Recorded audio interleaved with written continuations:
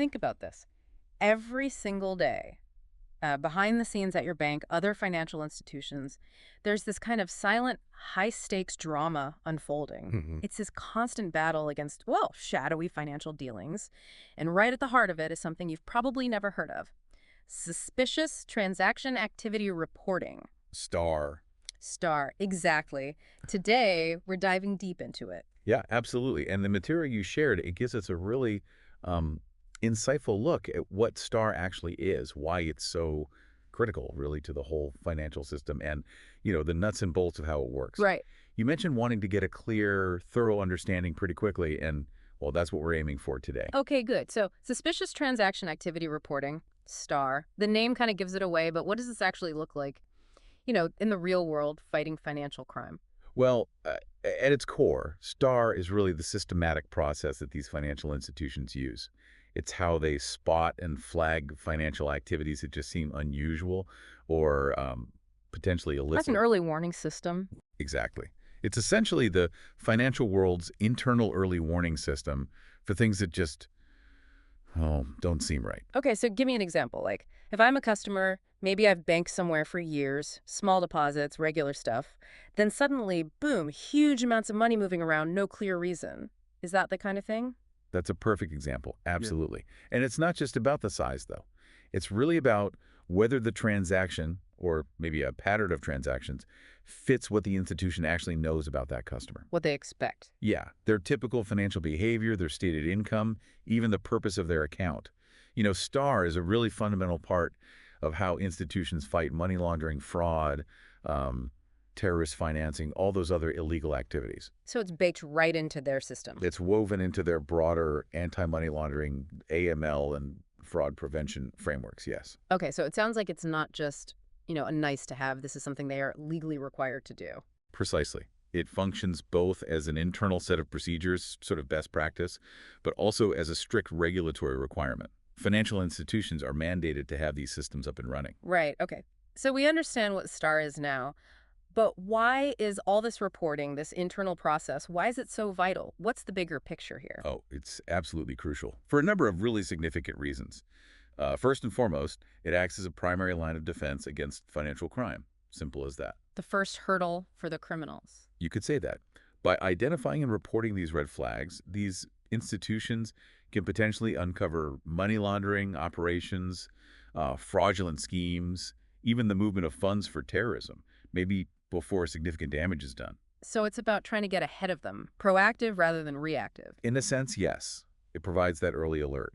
And beyond that, a strong STAR program is essential for the financial institutions themselves, just to protect them from some serious risks. Like what kind of risks? Well, significant reputational harm, for one.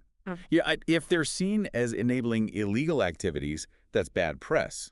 Then there are substantial regulatory fines, massive penalties, and even potential legal repercussions. Yeah, you definitely don't want your institution's name dragged through the mud for being, soft on crime. Exactly right. And beyond protecting the institution itself, the information that comes out of this STAR process is incredibly valuable for law enforcement agencies, for regulatory bodies. Oh, so. Well, these reports, they can provide crucial intelligence for investigations, they help track criminal networks, and ultimately, they can disrupt those illicit financial flows. Plus, having a robust STAR framework, it shows regulators the firm is serious, that it has a strong compliance culture. Oh, okay, so we've got the what and the why. Let's dig into the how. What specific kinds of transaction behaviors actually set off these alarms? What triggers the STAR process? What are these red flags they're looking for? Right. So there are several key indicators that can definitely raise suspicion. One common one is large financial transactions that just seem completely out of step with a customer's normal activity or, their known income level. The example I gave earlier. Exactly. Another big one is the rapid movement of funds, especially between multiple, seemingly unrelated accounts. Why is that suspicious? Well, it could be an indication of something called layering.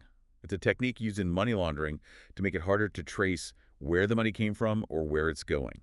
Basically, they pass it through lots of accounts quickly. Trying to muddy the waters, essentially. Precisely.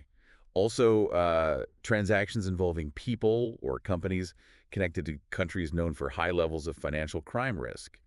That can be a trigger. Or transactions involving PPPs, politically exposed persons. Right, people in positions of power who might be vulnerable to bribery or corruption. Exactly. Those often get extra scrutiny.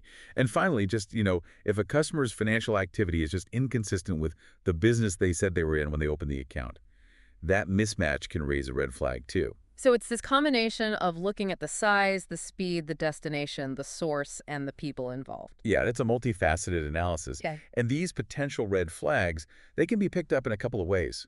Often it's the sophisticated transaction monitoring systems the banks use, these algorithms. But sometimes it's actually the frontline staff. The teller or the relationship manager? Yeah, someone who interacts directly with the customer and notices something just feels off. Okay, so a flag is raised either by tech or by a person. What happens then? What's the internal process that kicks in? Okay, so when suspicious activity gets flagged, the usual front step is internal escalation, Mean. meaning the alert or whatever was observed gets passed up the chain, usually to a dedicated compliance or AML team within the institution. Specialists. Right. This team then does a more in-depth investigation. This often involves gathering all the available documents related to the transaction and really digging into the customer's due diligence information, basically everything the institution knows about this customer. So they're trying to figure out, is there a perfectly good reason for this weird activity, or does it actually look suspicious? Exactly that. The compliance team evaluates everything to decide if the activity actually meets the threshold, the criteria for being reported externally to the regulators. And throughout this whole internal review, meticulous documentation is key. Keeping records of everything. Absolutely critical. You need a clear audit trail, a documented history of every step taken, every decision made. This is crucial for showing regulators that the institution followed the right procedures and made informed decisions. Okay. And if, after all that digging, they conclude, yep, this looks genuinely suspicious, that's when the external report happens. The SARS you mentioned. Yes, exactly. Mhm. If the internal investigation confirms the suspicion, the financial institution is then legally required to file a formal suspicious activity report, a SAR. And that goes to... It goes to the relevant financial intelligence unit, Yes. or FIU. As you said, in the UK, that's the National Crime Agency, the NCA. Yeah. In the US, it's FinCrime, the Financial Crimes Enforcement Network. So STAR, which is our main topic today, it's really the internal machinery, the whole internal system within the bank that leads to creating and sending off those external SAR reports. It's like the engine room. That's a great way to put it. Precisely. Huh. STAR is the internal system, the procedures, the controls, the analysis through which potential suspicious activity gets identified, investigated, and ultimately validated before a SAR gets submitted. It's the internal process feeding those external reports. Got it. And it's really vital to remember that this reporting has to happen promptly. There are often strict, legally defined timeframes from when the suspicion first arose. You can't just sit on it. Wow, that sounds like an absolutely enormous amount of data they must be sifting through, transaction after transaction. How do they even manage that volume? I mean, technology must be playing a huge part now, right? Oh, absolutely. It'd be I'll believe that. impossible otherwise. Modern STAR processes are increasingly reliant on pretty sophisticated technology. We're seeing widespread adoption of what's often called RegTech, regulatory technology solutions. Okay. Yeah. And these often incorporate really advanced tools, things like artificial intelligence, AI, and machine learning algorithms. So AI is now like a key player in actually fighting financial crime. That's fascinating. In many ways, yes. These technologies, they can analyze just vast quantities of transaction data, often in real time. They can spot complex patterns, subtle anomalies that, frankly, a human analyst might just miss in the sheer volume of data. Finding needles in haystacks. Essentially. They also play a really crucial role in reducing what we call false positives. Alerts that look bad at first but turn out to be okay. Exactly. Wastes a lot of time. So AI helps filter those out better, and it helps prioritize the alerts that genuinely seem to represent a higher level of risk.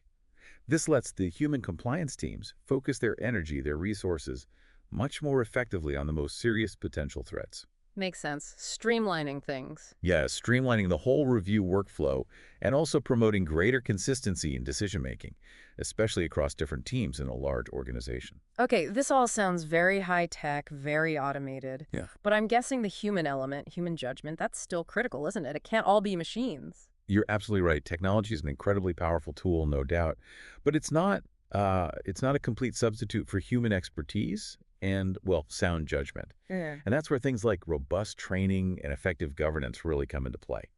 Comprehensive employee training is just a cornerstone of any effective STAR framework. Who needs the training? Just the compliance people. No, ideally, staff across all relevant areas of the business. Think customer service reps, loan officers, relationship managers. They all need to be trained to recognize those initial red flags we talked about. Right. They need to understand the internal escalation procedures. What do I do if I see something? And critically, they need to appreciate the importance of confidentiality around any potential investigations. You can't have gossip spreading. So it really needs to be a company-wide effort, this vigilance, everyone's eyes and ears. Ideally, yes, a culture of compliance. And strong governance structures are equally essential.